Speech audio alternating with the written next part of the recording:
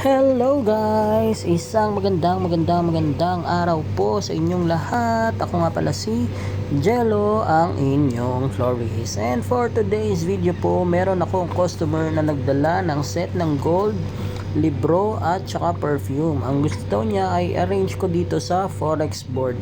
Gusto niya ay yung mumurahin lang daw. Pero ito ay chinarge ko siya ng 15 Omani Reals. Yan.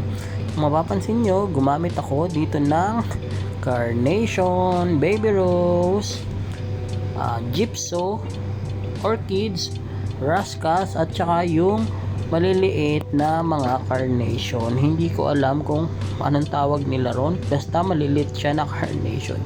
Yun lang po. Maraming salamat. Sana nagustuhan nyo.